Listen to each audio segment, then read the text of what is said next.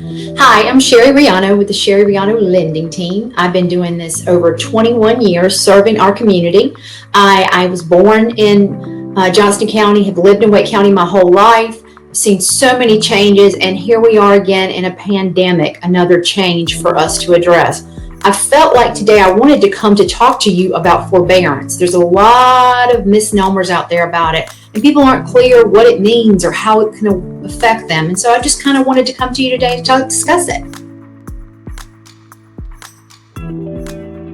I have been getting a lot of calls about whether or not, hey, should I do forbearance? Should I not? What does it mean?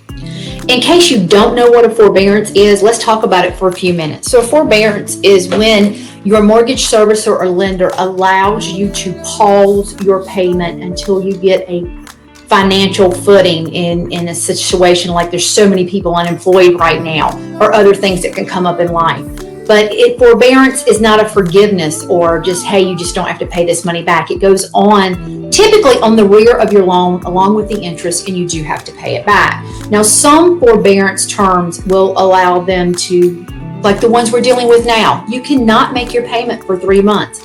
A lot of servicers and lenders are requiring then you to pay the 3 months at the end of the 3 months. So it's kind of like you gave me a break for 3 months, but now at the end of 3 months, you want that 3 months payments plus my interest. So you need to be careful with your servicers to understand if you have to do a forbearance, that you understand when they expect repayment to be. Because does it really help you if you miss next 3 months payments and you're out of work and then all 3 payments are due at the end of that 3 months?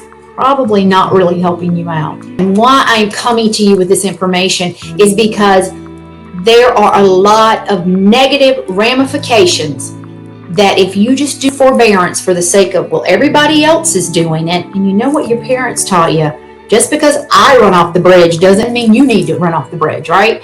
So if you can pay your payment, pay it.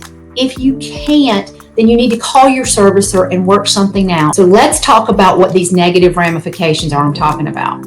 If you are someone that can make your payment and you take a forbearance and interest rates drop and you want to refinance, kind of what we've been experiencing now, our investors won't buy the loan.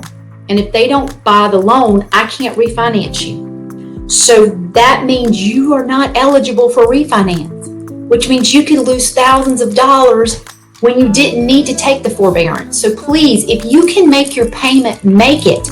Don't do what everybody else is doing just because they say you can, because the negative ramifications are there. If you are wanting to sell your house and you have a notice on your credit report, and yes, they are noting on your credit report whether you're doing a forbearance or not, and you want to buy, I just had to tell a client that they can't buy their dream home. They've sold their current home, they're moving here, and because they took the forbearance option, unfortunately, we cannot finance them. So you must understand what you're doing, why you're doing it, and the ramifications that it could mean to you and your family in the future. That's why for me, it was so important to come and discuss these things with you today. Now, if you have questions or you want to talk about it in more detail, feel free to reach out to me at Sherry Riano at the Sherry Riano team, and I'll be happy to schedule a time to talk to you about this and your situation a little more in depth. I am more than happy to take that time to service my community and have you understand what you may be doing. So the Sherry Riano team services all 100 counties of North Carolina.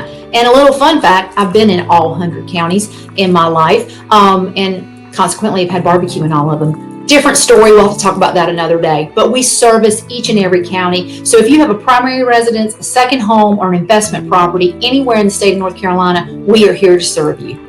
If you're interested, tap this link for more information.